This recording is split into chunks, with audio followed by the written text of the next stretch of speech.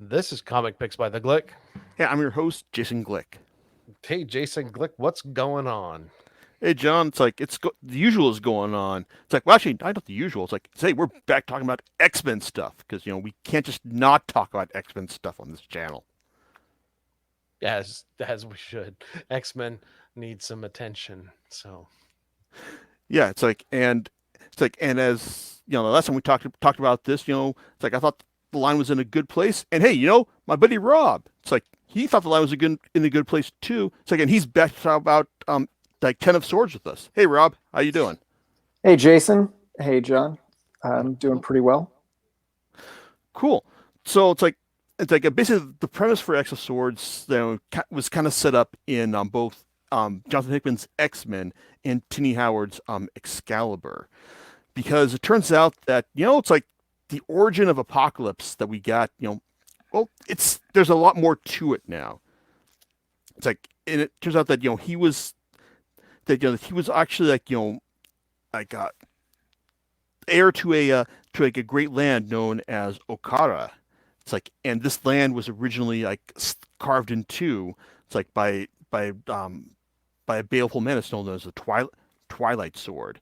It's like, and this is like a huge like kind of retcon, but at the same time, it actually kind of to like feeds into his character as well. But as far as like the setup goes, the summoner that was introduced in the pages of X-Men, well, he's kind of like one of Apocalypse's grandchildren. And as far as Excalibur goes, well, it's like Apocalypse's theory of magic that he's been pushing in that series. Well, that's kind of like where this is coming to bear here, because he barely established the external gate, which is a direct portal into Saturnine's realm of the other world. Saturnine being the universal omnimatrix, like from Excalibur. Um, and I'm getting this right, Rob, aren't I? Well, I would say that she's more from Captain Britain. Yes. Yes, she was in Excalibur, but she's very, very much she was uh, existed in the Captain Britain stories before Excalibur. Excalibur was one of my favorite comics when I was young in the 80s, and I read some of the earlier Captain Britain stuff in order to kind of get an idea of who he was and where he came from. Yeah, it's like I've been all right with Excalibur so far. I think, Rob, you've been all right with it, even though like its main cast includes both Jubilee and Gambit as well. Yes, Correct? my least favorite X-Men characters.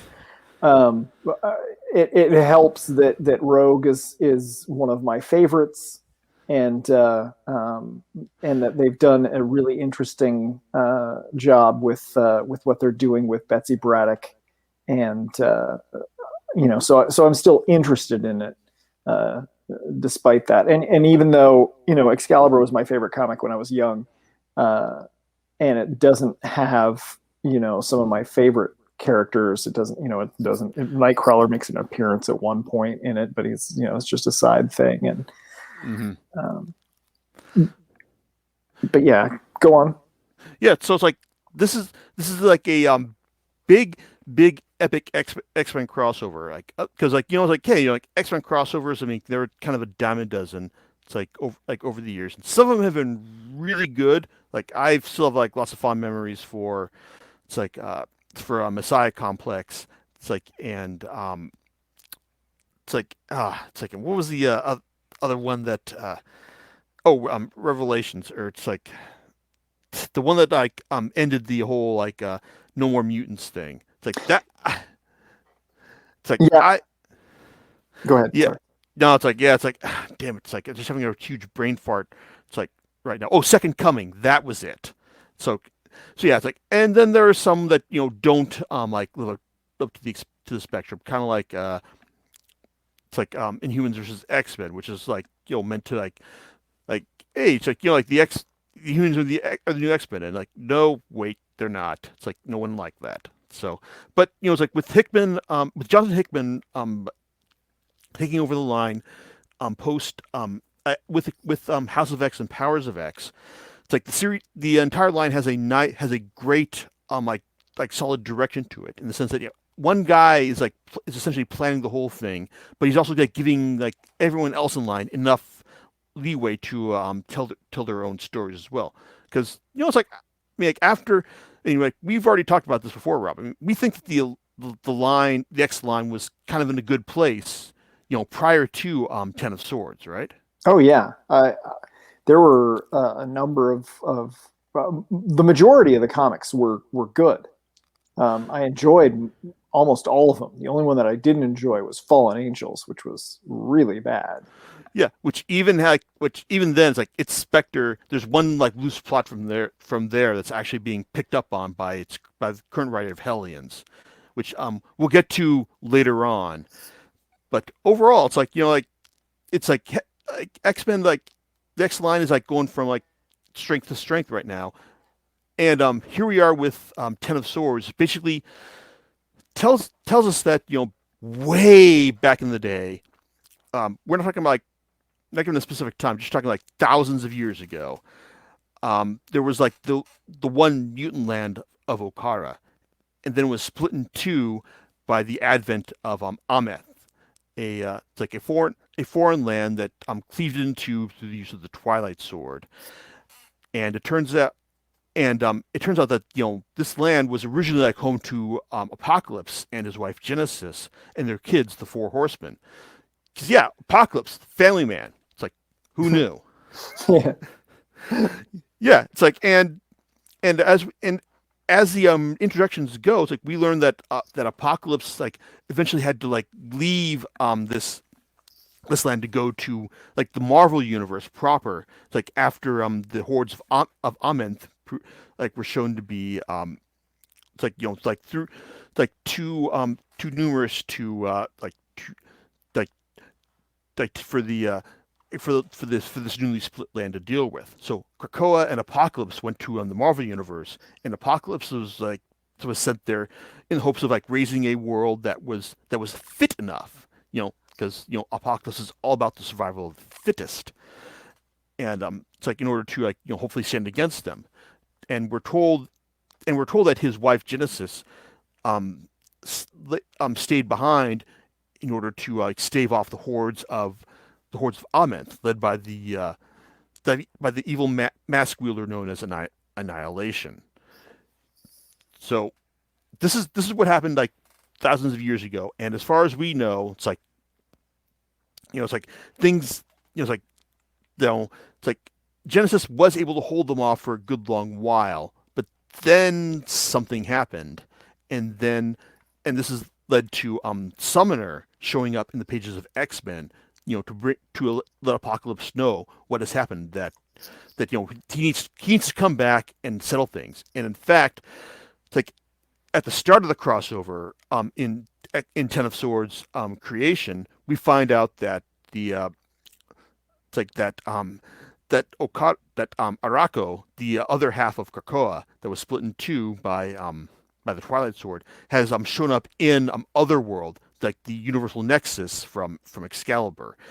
And well, Arak and it's like and Arako, it's like has taken over one of the fiefdoms of it's like of Otherworld. It's like, and like they're just like asking for a fight. And so when Apocalypse shows up, like he realizes that, oh, my kids, you're here. It's like I've waited like so long for you to see you guys again. It's like, and well, it turns out that they were waiting to see him too, not because they loved him, because after all these years they've grown to hate him because Arako has become corrupted over after all these years, and this and the it's like and they're spoiling for a fight. They want to take they've conquered like this, like the hordes of Amenth have taken over all that Arako has to offer, and now they're looking for something new.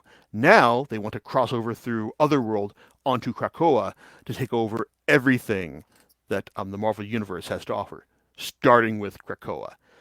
This is the start of Ten of Swords, and well, it's like it would be a very short crossover if it wasn't for the fact that Saturnine, the universal magistrix of Otherworld, has basically like declared that, oh, like, no, you guys want to like crossover from your dimension to like the Marvel 616. Nah, I've got another plan here. In fact, it's like, if you guys want to fight, I'm gonna need you to gather your swords in order to like prove that you're worthy of fighting in this particular contest. And that's what leads us to the first half of Ten of Swords, because this is a huge goddamn 22 issue X-Men crossover. And it's like, my God, it's like, it's like, as someone who's been following X-Men as long as I have, it's like, you think that think back to the days of like Executioner Song, which is like a 12-part crossover that lasted 3 months. Well, this is a 22 issue crossover that lasted 2 months, and there are two clear halves here. First half being the gathering of the swords, and it's basically, in the first half is just, well, it's like, hey, it's just like setup for a lot of stuff, really. I mean, it's basically like, there are some swords that are familiar for each side. So like Wolverine has to gather the Muramasa sword that he's had some time with, and he gets 2 issues to do that. I mean, granted, he gets to go to hell for this, which is kind of impressive, and he even gets to mix things up with one of Amenth's champions, Soleth. Like that's actually that was fun. But then you also got Polaris like giving the prophecies to everyone in the one issue of X Factor that is collected here, and also like establishing the fact that, hey, if even though like we've established the resurrection mechanics like in like the current X titles, we've also got the Sanctuary established that if you die in Otherworld, well, it's like your backup data that like Professor X has collected has kind of been corrupted. So poor Rockslide. It's like he's not going to be the same Rockslide that we knew, the same dumb lovable Rockslide that we knew like back in the day. But for the most part, like the first half is like basically dealing with like collections of swords, like with Wolverine. It's like with Cypher, because hey, it turns out that his sword is going to be Warlock, and Storm's sword is going to be like Skybreaker, like is actually being kept in Wakanda. Betsy Braddock, well, she's got to get this. Her sword would seem to be like the sort of might from Excalibur, the choosing of like what is Captain Britain, but it turns out it's actually going to be the Starlight sword that Saturnine has, and Cable's sword, the Light of Galador, is actually like a dual purpose thing, because not only is it his sword, but it's also the power source of the Peak, which is the power source to the Sentient Worlds Observation and Research Division. Right, Sentient Worlds Observation and Research Division. Did I get it right, Rob? I don't remember the abbreviation, but it sounds good to me. All I did right. want to bring something up that I think something that you should mention that I feel like you kind of skipped over is, no, please. Why is there a contest at all? Well, I guess it's because this is something that it's a kind of a flaw of the series in that it's not really flagged up until very late in the game, or it's not really flagged up too much, but it's also not really flagged up specifically until very late in the game. In a sense, why that I might be asking. You might be jumping to a different part of it. Because like I figure like the reason Saturnine is establishing a game at all is because, well, there's no way around this. She totally wants to bone Brian Braddock. Yeah, that wasn't the why I meant. The why I meant is that Saturnine set up the game. It was kind of like I felt like you skipped over the just that part, that she got involved and defined a game that would determine who would go, the winners and what the stakes were. Okay. That was all why I brought it up, because you started to, I felt like, jumped into the sword thing, and it was kind of like, what swords? Where did that? Okay, my bad. But yeah, that's basically what she was. Yeah, that's basically what she said. It's like she basically told each side, gather your swords, and that's kind of like what we're doing, what the first half is. Like each side has to kind of like gather, like like get their swords and whatnot. Yeah, and in fact, like it's like we get this bit where we get the impression that she wants Captain Britain in the Excalibur issue. Right. Yeah, it's like and that's kind of the first half of the series is just, it's like a lot of setup, and it's like I think it's fine, but it's like I don't know, it's like I said, it's still just like setup. Yeah, we have to get into the second part before I can really explain my opinion of the first part.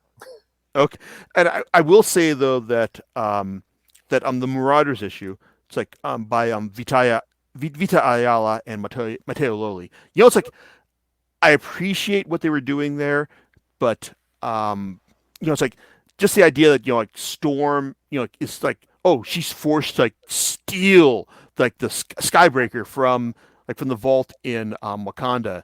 It's kind of like we've seen this thing kind of before. I mean, it's kind of like oh man, it's like oh she's got to like betray like T'Challa in order and his family in order to get this.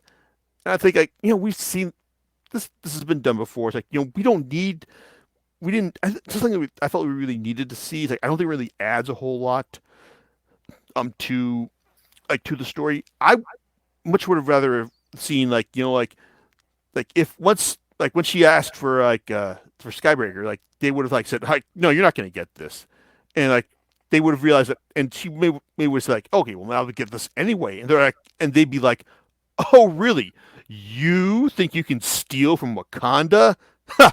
Nah, I don't think so.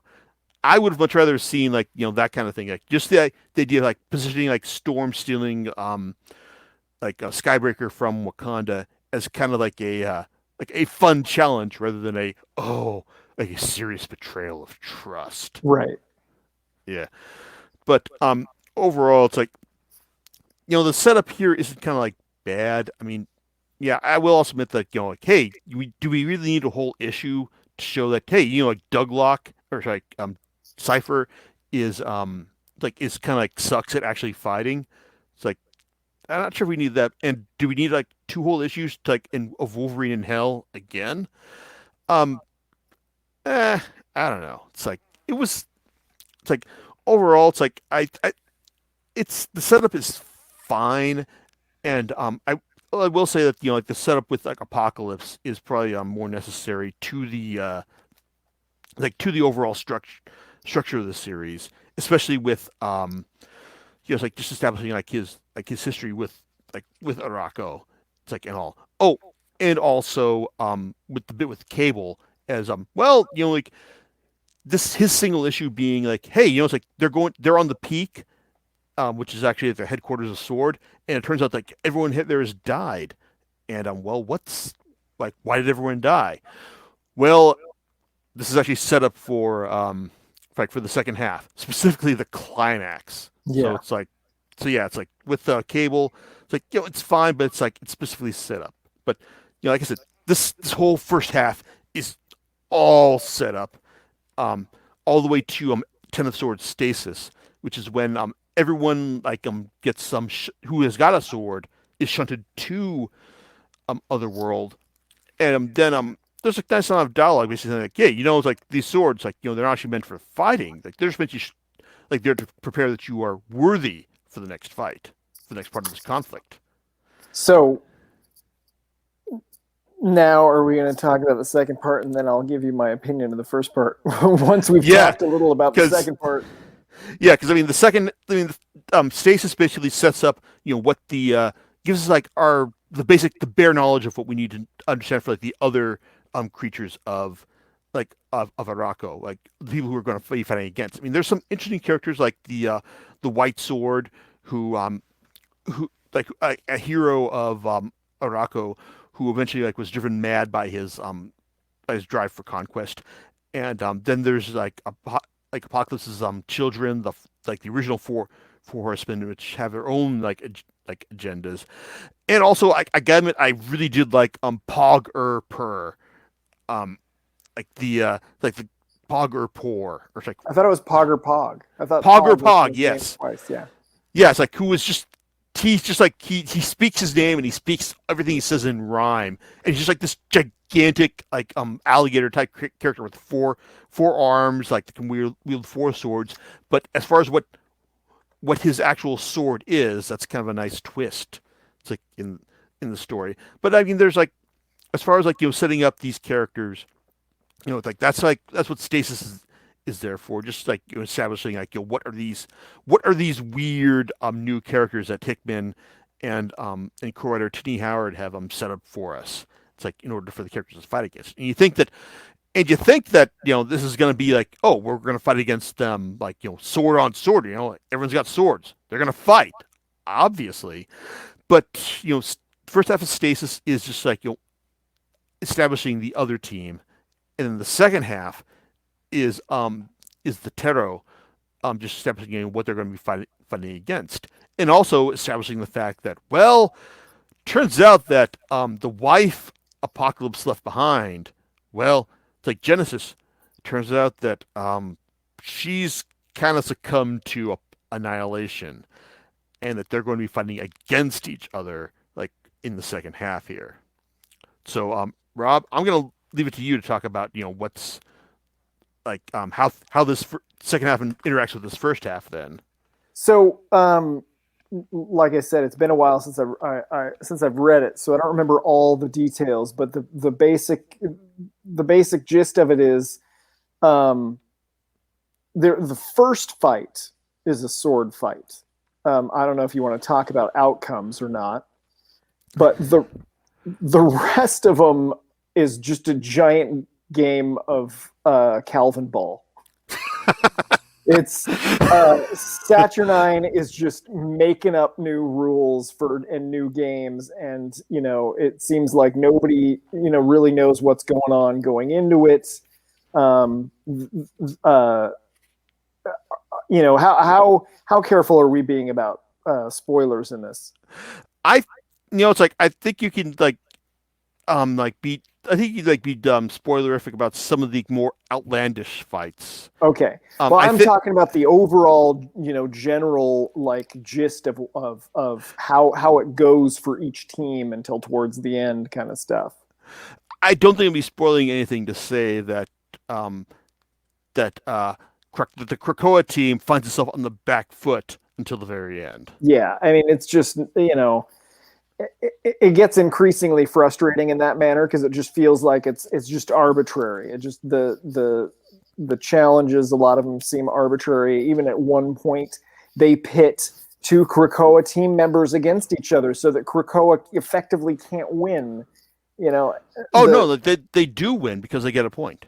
Because it's like they get it doesn't matter who wins. It's like because Krakoa is going to win. I thought they lost a point and gained a point and nothing happened. Oh, well, because not right. Well, you're right. The thing is, you're right. Because the fight you're talking about is the drinking contest between Wolverine and Storm. Right. And we're not going to. I guess you can't really spoil the outcome for that because it was kind of fun. I mean, and then then it's like because there's like a simultaneous fight between two of the Araco characters, Solem and War, and this is like one of the few times when we've got some actual background in the fight, because Solem was apparently apparently he eventually convinced War's husband to kill himself, or that he was in love with him and got him to kill himself regardless.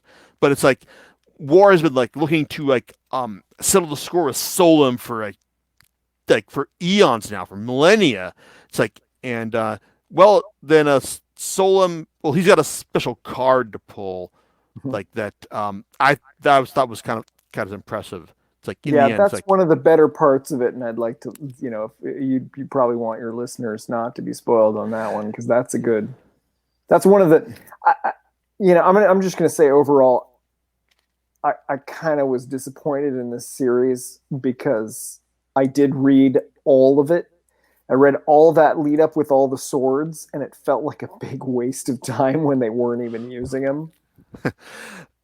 I can understand that, but also I do want to admit that your description of like second half is a big old game of Calvinball.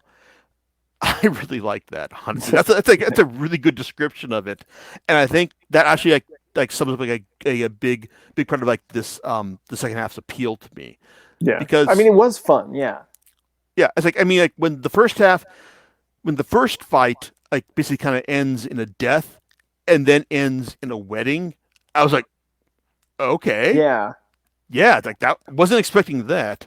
And then when we get to the like the montage bits in X, it's like in X Force. It's like that was actually kind of fun too. Apparently, like there was like a modeling competition where Storm like like absolutely like, killed it, and like Wolverine was just like oh, it's like it's just one panel, but you can tell that Wolverine was just not having any of this. Yeah, it's like and it's like I gotta admit, it's like I can understand like how it's like how like like okay, it's like we're not going to get like a big old sword fight, but I get like a sword fight between like the people who collected all the swords and all. But I gotta admit, it's like I did really enjoy like the fact that hey, it's like the second half is just like pure silliness, more than anything else. It was a nice subversion of expectations, like for me. yeah. And I here's the I mean I do. It did feel like yeah, it was a subversion of expectations, and I enjoyed it for what it was in that. But it's interest. It's kind of I should say it's interesting. It is weird, and it felt kind of jarring to go from Hickman's really kind of I don't know the best wording for how to say this, deep or I guess I would say verbose might be a good way of his history that he's created to Ah, jump into okay. this kind of comedy stuff.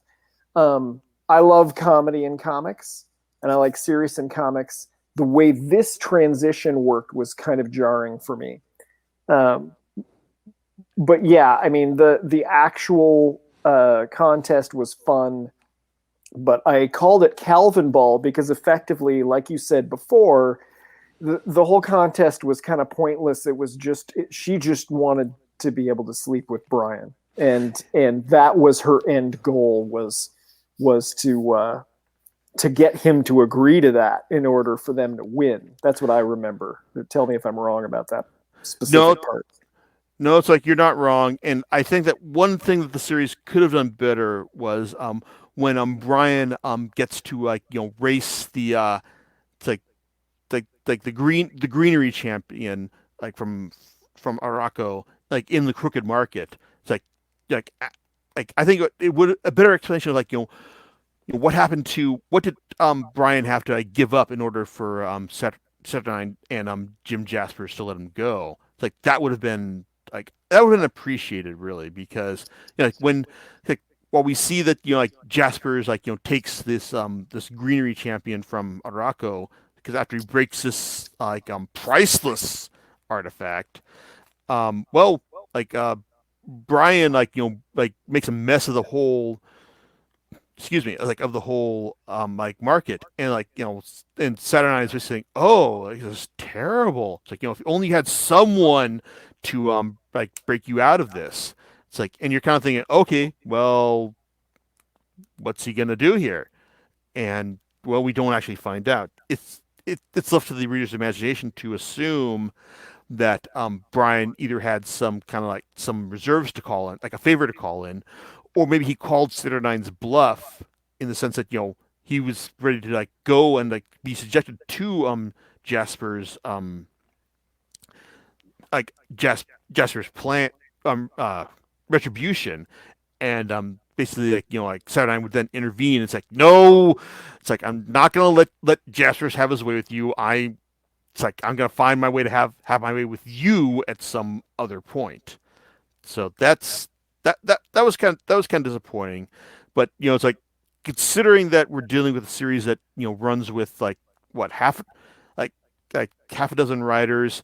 It's like like I think it's kind of impressive that the series kind of holds together as well as it does, especially since like a lot of the writers like actually did contribute to like did co-write like certain issues such as Jerry Dugan and Benjamin Percy, like the normal writers for like Marauders and X Force, they actually like contributed to like each of their own, like writing two of their own these issues with or two issues of Marauders, like which showed what was going on, like in the dinner before the fight, which was actually kind of fun because like it shows you like the characters like interacting normally before they're set up to kill each other, even though it's like I really did not like Wolverine thinking that, hey, maybe if I kill Saturnine, it's like this is going to work out well for us. Yeah, that I remember that being jarring for me too. Yeah, because I mean, like, I don't know, it's just kind of disappointing when like some writers like basically like resort to like saying, "Hey, Wolverine, he's the guy who's going to be like go for the extreme shank sanction in order to win." And yeah, I know he's a guy he's the kind of guy who would go for that, but I also believe he's smarter than that in the sense that he would look at what's at stake and realize that, hey, it's like Saturnine is kind of the only person standing between our world, it's like its ultimate conquest. So maybe I don't want to kill her. Yeah. Yeah, so that was kind of disappointing. But Wasn't the implication at that time that basically he was doing that to keep Doug from dying? I think that might have been it. But like but like the whole like poisoning with the whole like Araco poisoning Douglock came after No, I the, meant the sword fight. This is before. uh This is before they actually did the fight, and everybody going into it was like, Doug is going to die because they thought they were all going to sword fight, and he was going up against someone that was absolutely going to destroy him in a sword fight. mhm. Okay, yeah, I see what you're saying. I don't think that was especially like I didn't get the vibe that he was doing this specifically for like for Cypher, because like when like in like the first issue, it's like at the beginning, like he mentioned he mentioned to Storm like don't try to talk me out of what I'm doing. She says no, don't miss. So you get the feeling that he kind of that he wasn't doing this like for Cypher. He was just like doing this because he thought like maybe killing her like would be it's like would stop things, and that's Well, yeah, I thought that was the thing, was that it would stop. And maybe I'm sorry, maybe I had too much of that on my mind, but I felt like there were a lot of people worried about Cypher, and that was one of the, because one thing of it, it was the maybe it was the only thing that I thought that would excuse what Wolverine was doing, because Wolverine has always been protective of the younger X-Men. mm-hmm. And I realized that Cypher shouldn't really be viewed as that young, but to Wolverine, he's one of the Yeah. younger ones. And the impression that if this battle goes on, the Cypher's going to die. But anyway, I'm sorry to keep I, pushing on that. You can go on. no, I think you're right in the sense that Wolverine was kind of acting out of like a sense of concern for for like younger X-Men and like the general and mutants in general. Maybe just not like Cypher and specifically, I guess. But but overall, I really enjoyed like the second half more than the first half, just because of like that whole Calvinball aspect that you mentioned.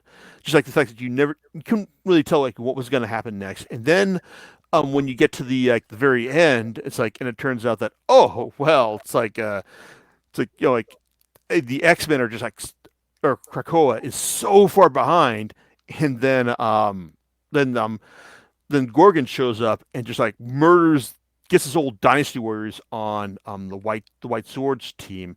It's like, and that's kind of like that kind of leads into like a nice like evening of scales. It's it's like if you're treating the story as like as a strict serious contest of wills between both teams, and it's like, yeah, this is kind of like wholly annoying. But as far as like something that's like basically being like subject entirely to Saturnine's will, this is kind of like I thought it was kind of fun.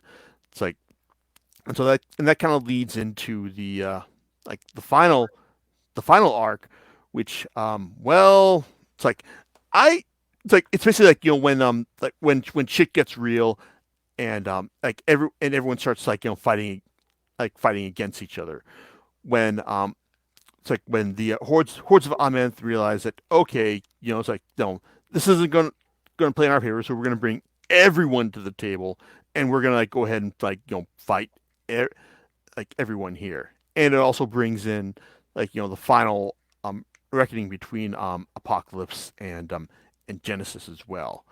It's like this. It's basically like this is what leads us to destruction, and well, it's like like it shows us that hey, like Saturnine, she's got her plan to get Brian back for her, but it turns out that well, the new Captain Britain corpse, well, it's not going to be Captain Britain. It's going to be Captain Betsy now. Yeah, and well, it's like even if and that may be enough to like to stall things, but well, it turns out there's a lot of other things, both from the issue of Cable that was in the first half that show you like, hey, well, it turns out we've got our own alien hordes to unleash on everything. We've also got Scott Summers, who's also been like monitoring things from the safe grounds of Krakoa, and also basically telling everyone that hey, it's time for everyone who involved who can be to be X-Men again. It's like and so like we're setting up like a proper X-Men team. It's like it's like for the stories of the future, and it's like there's a lot of setup here, but it also kind of feeds into like the whole climax of like big big armies fighting against each other. But in the end, like the what it all turns on is what Apocalypse has been going through, and I gotta admit that I was like seeing what he does here. It's like it was actually kind of impressive, and it kind of felt true to what has been established here. I mean, God knows that when I heard about this series, I didn't think that Apocalypse it's like trying to do right by the person he loves was going to be like the big turning point, being the big like fulcrum of this series, but it actually was, and I kind of appreciated that. It's not something I would have expected to have seen, but it's actually something that turns out to work pretty well based on the amount of setup that the creators have invested in it. Rob, your thoughts? Yeah, I mean, like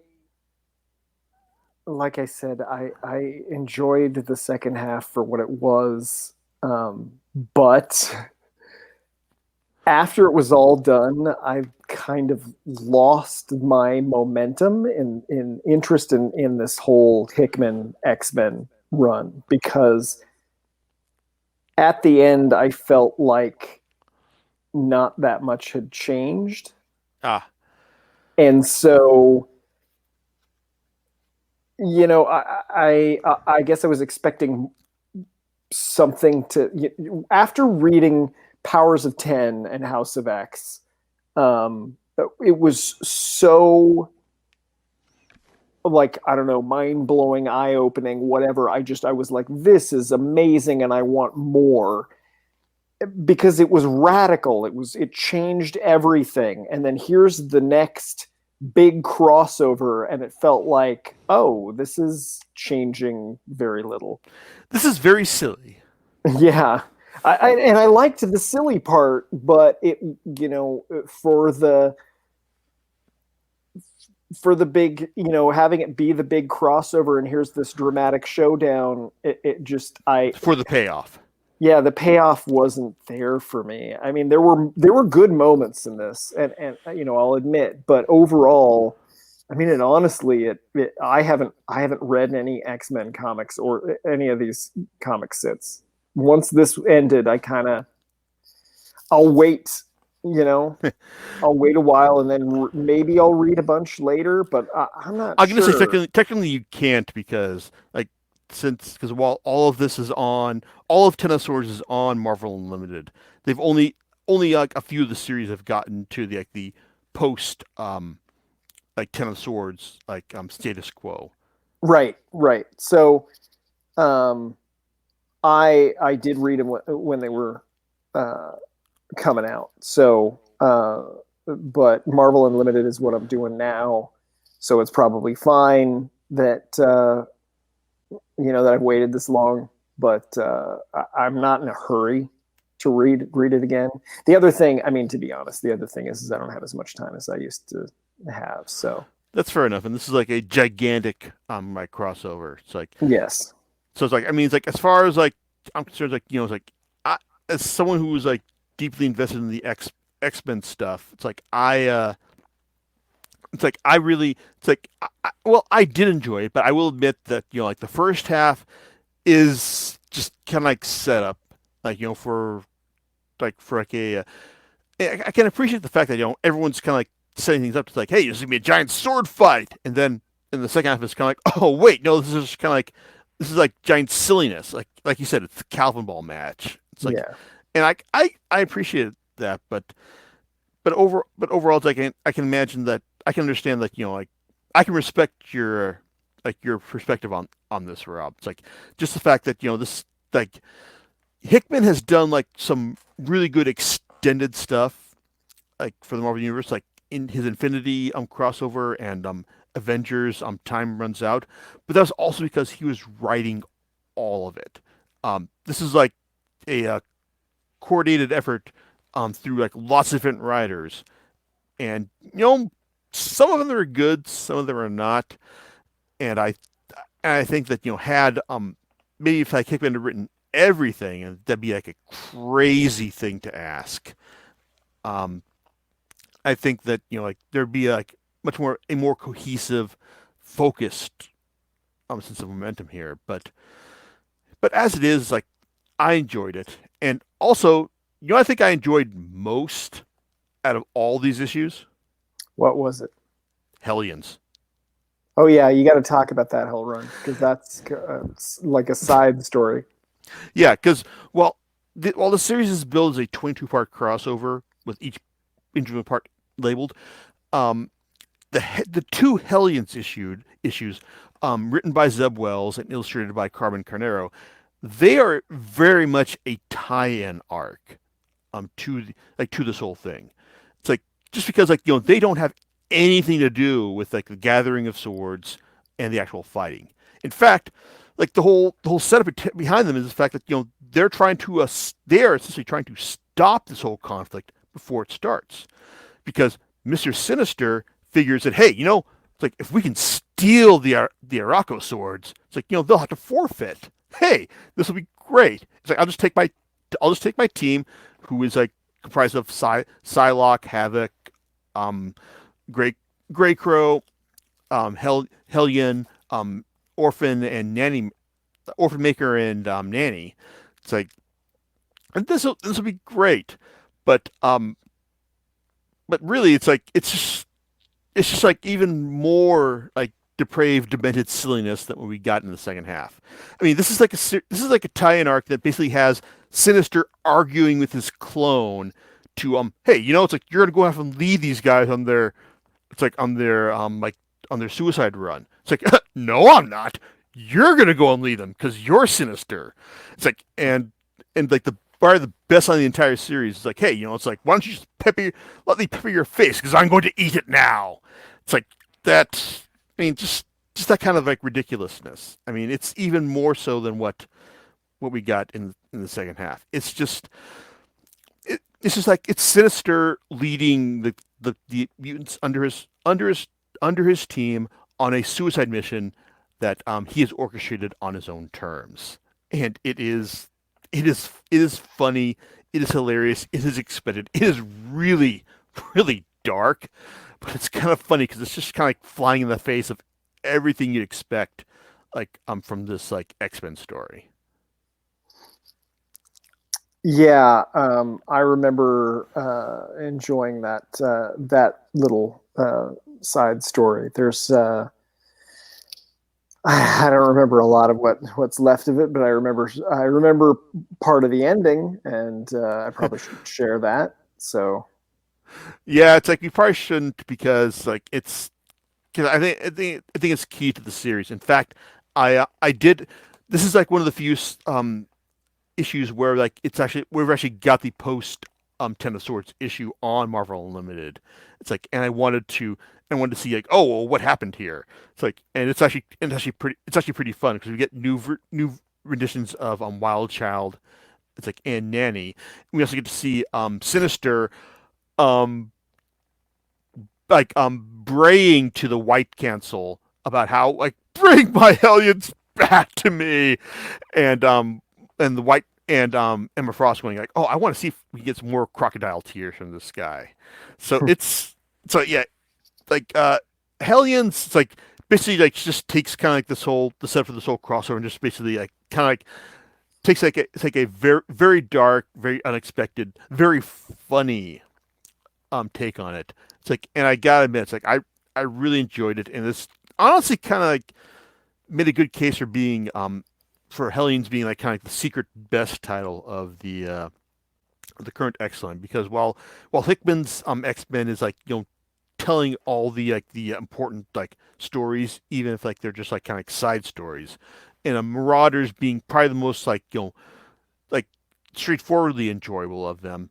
Like Hellions is kind of like just taking like your X-Men story and just like telling something that's really dark and funny. It's like, and just basically like doing us like a two-part issue where Hellion takes over Greycrow's mind and makes him like devoted to him, makes him sickeningly devoted to Hellion to the point where Hellion like gets tired of it, and then once he lets him go, like Greycrow just stabs him and just like, hey, if you can get to the Krakoa gate, then hey, maybe your backup won't be corrupted.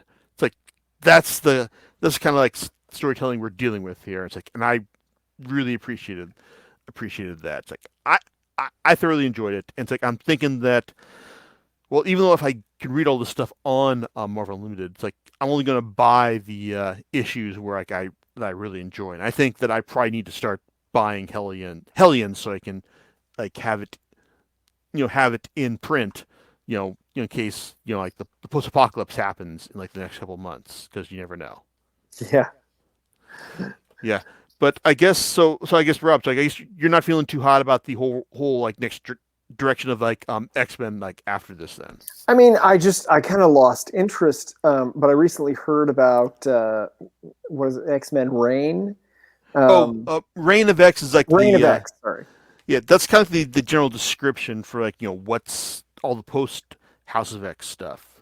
So yeah, so I kind of feel like I should start picking it up again, but I'm not inclined to do it right now. I think I will eventually. I just I love the X-Men characters too much not to eventually catch up. And it's free on Marvel Unlimited. So yes, and it is free on Marvel Unlimited, so it's not like it's a money thing. It's really a time thing for me. I am going to say something. I hope you're not mad about this. No, go ahead. But I pulled up Marauders issue 14.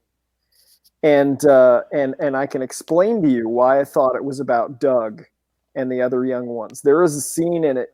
There are a couple of scenes in it. Okay, so the first one is you have this scene where Doug is saying hey to the person that he's going to fight. Oh, Bathe the Blood Moon, yeah. Yeah, and immediately afterwards, Wolverine... That's that scene with the Storm saying, "I know what you're thinking." Yeah, I see it right now too. Talk me out of it. And then you go down when he confronts Brian and says, "Hey, all you have to do is this one thing, and you can get out of it." And he says, "I'm a married man." And then Wolverine says, "Well, yeah, I was married, whatever, but you know who hasn't been married? Cypher." And then also Magic and Cable. And then he points out, and he says at the end, he says, "And when they're fighting to the death, I don't think I'll watch. I'll be watching the guy that could have stopped it."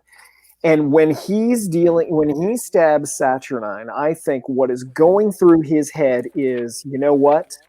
Brian Braddock is not the only person that could have stopped it. I could stop it too. Mm-hmm. And that's why he stabbed her. I get what you're saying, in that it would flood all of that. I still had a problem with it for those same reasons.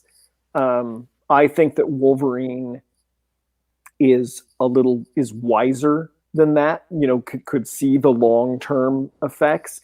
But I understand what the writer was going for in this, and I do think that it was about the kids. It just there like you said, there was a flaw in that whether he stabs her or not, they risk death. You're right. I can understand that, considering that there was also like a big event, X-Men event story, schism, basically like hinged on like like whether or not the X-Men would use like the younger generation as soldiers in their fight. It's like, and Wolverine was like saying, "No, we are fighting because we don't want that." And Mm-hmm. Cyclops says, "Hey, like they are mutants. They are already soldiers in this fight." So Mm-hmm. yeah, I can get what you're saying right there. Yeah. Yeah, but overall, it's like I mean, it's like this was a payoff for like a lot of stuff that has been set up in in X-Men and also in Excalibur as well. It's like so it's like yeah, I think that that it works. It's like I am still on board. It's like, though, to be honest, it's like it would take a long sustained effort of terrible X-Men stories to get me off the boat for X-Men. Yeah. Yeah, but but I think that I'm still on board with what Hickman is doing here. In fact, to be honest, like I before this before we did this, I wanted to I was on Marvel Limited just to see if the next issue of X-Men 16 had come out, because I wanted to know, like, okay, so if there's like there's a huge influx of mutants to Krakoa, you know, then I would like to know like how that's going to pay off. So Right. like, and I unfortunately like that issue is not on Marvel Unlimited, but like I'm probably gonna want to check it out as soon as it is, because man, it's like what's set up here is just like it's kind of potentially game changing. Because like especially after like all those mutants are depowered back in the day, it's like to get like this huge influx of new mutants for reasons which I will not get into here. But like I said, I want to know like what how this is gonna like like change things like going forward. It's Yeah, like I forgot about that part. And I think the problem is that I don't really get into Hickman's, self-created characters. mm, He makes characters that are really weird that don't really endear to me. Stuff like the Summoner. The Summoner reminds me a lot of you remember the yellow guy during the oh yeah, from his Avengers run. The right. What was that guy's name? I don't know. I want to say he's a gardener. It's like he Right. was Yeah. yeah, he was one of the guys who was like I know who you're talking about, but he was just like one of the guys one of the creative type people who from that Hickman established for for the run. It's like, and yeah, it's like I get what you're saying there, but it's also kind of like a long term. Hickman's also kind of like a very long term like planner here, so it's kind of Yes. like I think yeah, that the introduction of that character did pay off in it's like in Infinity. It's like maybe it didn't quite pay off to the same way it did here. I will admit. It's like it's like I said, it's yeah, you're right. It's kind of like the same kind of character, but it's not um just have the same kind of way. Because I think he's working with he's actually having to work with other people in order to set Yeah. this up here. It's not him like directing everything. But I will say that I want to see how Cypher's marriage works out, because Oh yeah. that seems like that seems kind of funny. Because like I mean, yeah, it's like the way that he can't understand her just kind of feels like oh, it's he can't understand her. Like don't expect us to explain it in great detail and all. But yeah, it's like I can appreciate the idea behind this, and I want to see where that goes. So The the and I two. will Oh, I'm sorry. Go ahead. oh no, I will say that the idea of giving Apocalypse a it's like a romantic history. It's like actually like I think it did pay off for this for this thing, because ultimately what he's doing at the end, it's not because I'm Apocalypse. I'm doing this because I'm doing this for my wife. God damn it. Yeah, I was going to say the two new characters that were created that I found the most interesting were, and I'm sorry I've forgotten the names, but yeah, the one that marries Cypher. What's her name again? Bay the Blood Moon. Bay the Blood Moon, And then the other woman, the one that never loses. Oh, What was her Iska name? the Unbeaten. Iska the Unbeaten. Her she was really interesting because at first you go, oh, that's kind of a dumb power. What, she just can't be beaten, but it's the way that she can't be beaten Yeah, it's because is interesting. yeah, because it turns out at the end, it's like it's like she's basically going to align. She's basically determined to align to whatever side is going to win. That's basically what it means. Hmm. Yeah, it's like, and I kind of appreciated that in the end. It's just a harbinger of tragedy at the beginning, but it's also kind of like a sign of hope at the end. Right. Yeah. So, maybe Hickman has plans for her. Maybe she's just like an interesting concept. But we'll see. I mean, there's a lot of stuff that's set up here, and also it sounds like we're getting like one solid volume of stories before we get to the next X-Men big X-Men event, like later this summer. That's good. Yeah. I don't like the events to be too close together. No, in fact, like the next event is going to be kind of interesting in its setup because while this is while Ten of Swords is like a big 22-part crossover, the Hellfire Gala is going to be like one shot, and then all the other titles of the month, just showing you their perspective on it. That's a cool way to do it.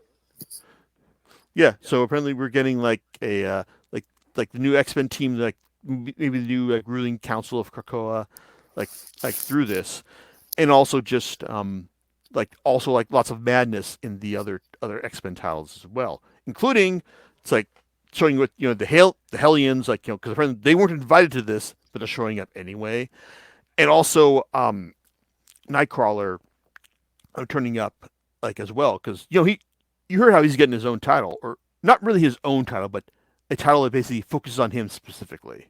No, I hadn't heard about that. Okay, you hear about Way of X? No, I haven't heard about that. I'm sorry. Okay, no. It's like, so let me tell you about. So you remember in X-Men 7 when they introduced the idea of the Crucible, Yes. and you remember how Nightcrawler was thinking about, maybe I need to establish a mutant religion. Yeah, I do remember that. This is a series that's going to focus on that. Well, that's kind of interesting because it's like Nightcrawler is Catholic. Hmm. Why would he start another religion?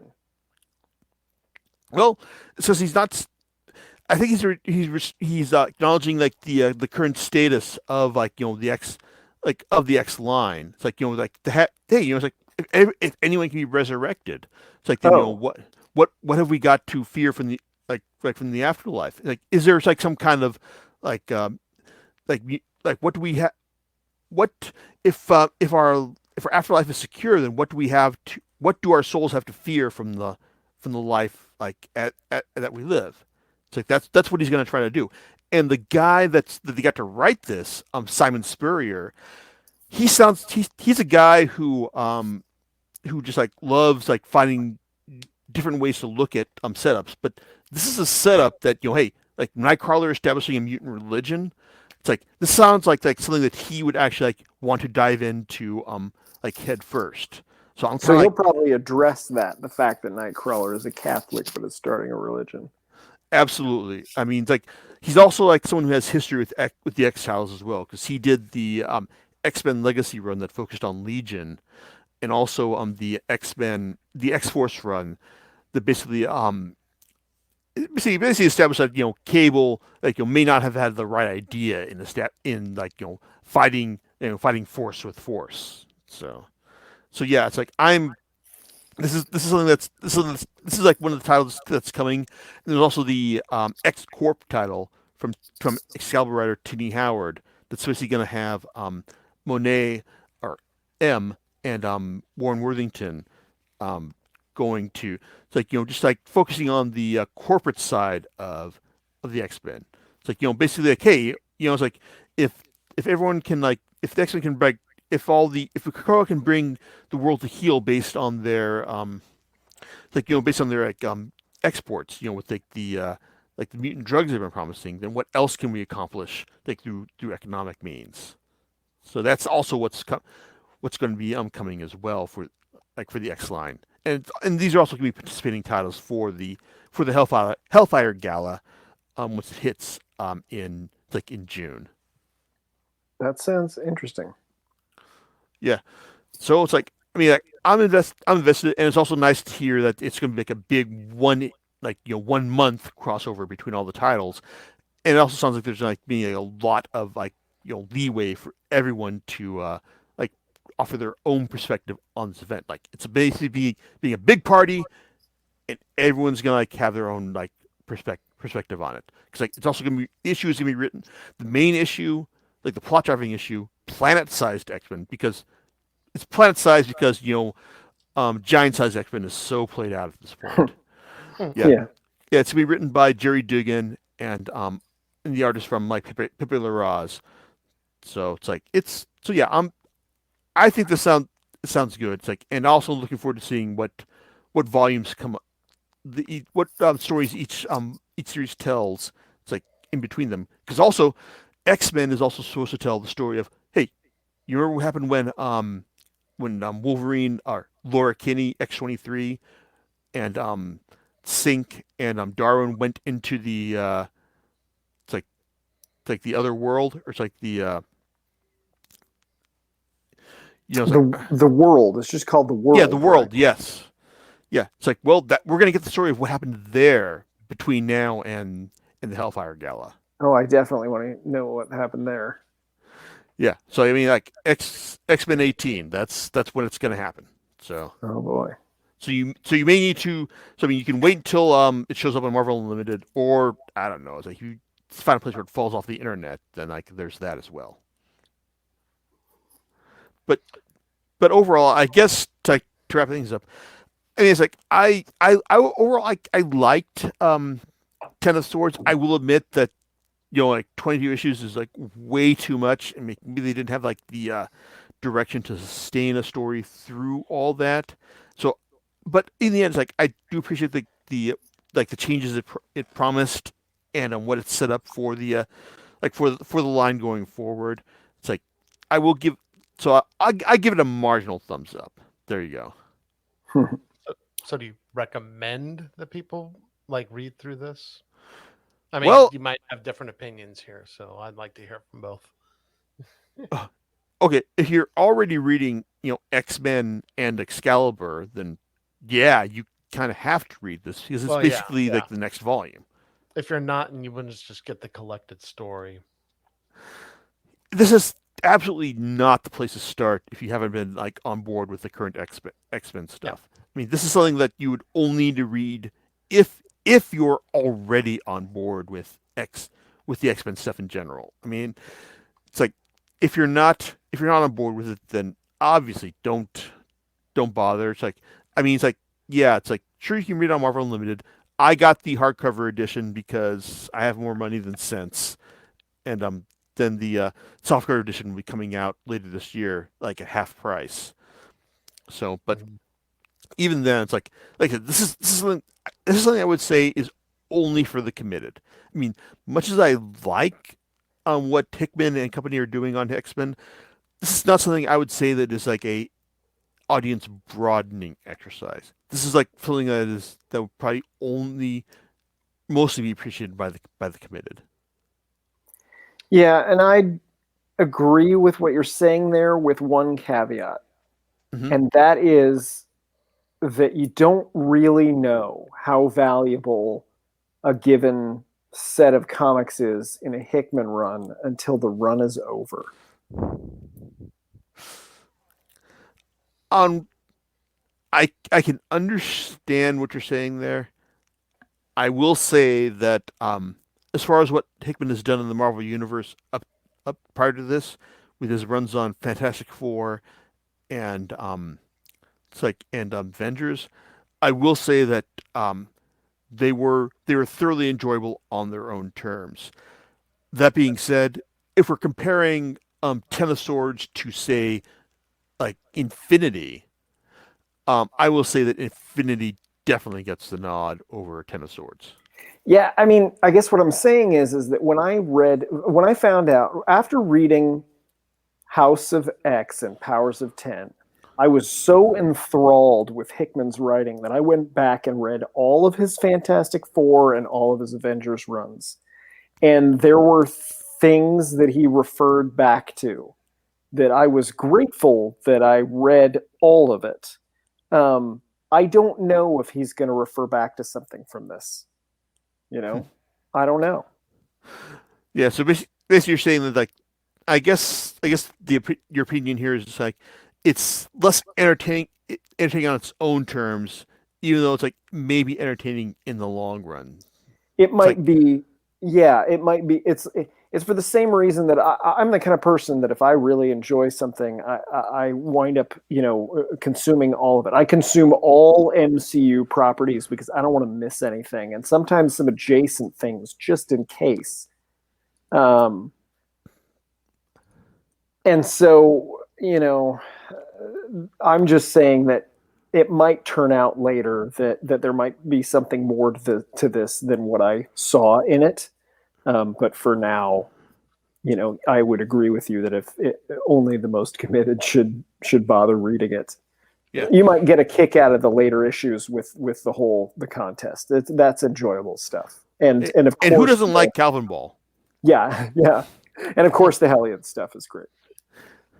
Yeah, it's like I think the Hellion stuff is fun just because it feels like it's kind of thumbing its nose at it's like at everything, and also like Zeb Wells writes a great Mister Sinister. I'm so glad that Hickman and Wells and everyone just like decided to go back to Kieron Gillen's um it's like fabulous I'm going to clone myself because I'm the most awesome mutant of all interpretation of the character. Yeah. I very much appreciated that. It's like and so yeah, so you can either buy Ten of Swords right now in hardcover, which is only $100. You can read it all on Marvel Unlimited, which will cost you a little bit less than that, or you can well, a little less than that. Since like a year's subscription is like $70, and then it'll be coming out later this year in softcover for $50. So One thing I would say about that is the difficulty is when I was looking at it on Marvel Unlimited to do rereading, they don't have a unless I missed it and I'm wrong. Let me know if I'm wrong. They don't have a consolidated in order version. I had to look up online what issues do I read in what order. So if you were looking to read this, buying it is probably a better option at this point, unless you have the patience to sit down and go, oh, I have to read this issue, and now I have to find this, this issue, this comic, where, when you're reading online, sometimes it's easier to just, oh, I'm on this comic, I can go to the next comic. okay, hey Rob, Yeah, I'm gonna say yes, you are wrong. I am wrong. Marvel Unlimited, it's like actually has reading lists, which like for certain stories, and if you go to if you go to like click on the reading lists and then you go to like events, you will see like an event listing for X of Swords or Ten of Swords. Oh man, I didn't see the events thing. Yeah, it's like I had actually saw that earlier this week. Jason, when I was asking you about that, oh, so um, you got a subscription for Marvel Unlimited? no, but you can look at it. You can look at what it constitutes. Where did I see that? Or was it? Or maybe it might have been the Amazon listing. So don't quote me on that exactly, Okay. even though this is being recorded and that's technically a quote. Um, um, but no, I did, and I was like, oh, okay. So these are so this is a collected volume. Okay, so and I didn't see the hardcover, you know, version available, but I did see the other one that I guess this is the paperback that'll be released later. Yeah, it's like I Amazon apparently had some issues with like getting supply of the Ten of Swords collection. It's like initially it's like 'cause originally it was supposed to like ship at the beginning of February, Oh, and then they basically said, "Oh, nope, not happening." And then like they just kept getting delayed, and then I eventually wound up getting my copy uh from cheapgraphicnovels.com. So just for reference, $60 for the hardcover right now at Amazon, and then the paperback, which will be released later, is 50. So hmm there appears to be some kind of discount on Amazon for it currently. Well, it's like $60 is the discounted price for the hardcover. $50 is the cover price for the soft cover. Yeah, So, correct. Yeah, because it's listing at 100, I think here, hmm if I read this correctly. yeah, So but yeah, I'm sorry to contradict you, Rob, but like the Marvel Unlimited does have a reading list, for like for Ten of Swords. Where do you find the reading lists? Okay, it's like so if you go to it's like if you go to like the front, you have the front page, like there'd be like an event listing. It's like or if you like if you're on the like I'm looking on my iPad Pro and I see I like bet there's that's it. See, I'm reading it. I'm looking at it on the website, and it is way harder to find the comics on the website than on the app. I bet that's my problem. I don't have it on the iPad. I only have it on my phone, and my phone's so small. I was trying to read it on the PC. okay because Anyway, there's I a don't want to waste any more time on your podcast. You telling me how to find the okay. events, although your followers probably want to know. Yeah, it's like like I said, I've got like there's a reading lists thing on the Marvel app, on the Marvel Yep, Unlimited app that basically says that basically has like if you go to like events like on that like reading list thing, yep. it'll have like like X of Swords on there. I found And it. okay, It's right there on the app. It's impossible to find on the website. okay. Well, now you know. Yeah, And now what I is know. knowing? It's half the battle, and the Yes. other half is violence. I'll get to remember that because that's actually true too. Yeah, but actually, I'm glad you mentioned this because it also kind of leads into, I guess, what I want to talk about for next time. Okay. Because hey, it turns out that Vision Quest is also pinned to this event line as well. And hey, Vision Quest is also said to have like some pretty strong significance to WandaVision as far as like being one of like the inspirational stories behind this series. hmm, Yeah, Cool. yeah. So basically the plan is like I'm gonna read these issues. Like I mean, this is like 10 issues of old school Marvel stuff from the '90s. It's like by John Byrne. It's like who has done some great comics and well, great comics of their time. Maybe not this currently as well. So there you go. So we'll see how well his story is held up like after all these years. Like next time on Comics by the Glick. all right, cool. Okay, and thanks for joining us, Rob. Thanks for having me on. Yeah, Yeah, hey, always a pleasure, man. thanks, Rob. Yeah, thanks. All right, and we'll talk to you later on Comic Picks by the Glick. All right, laters. Oh,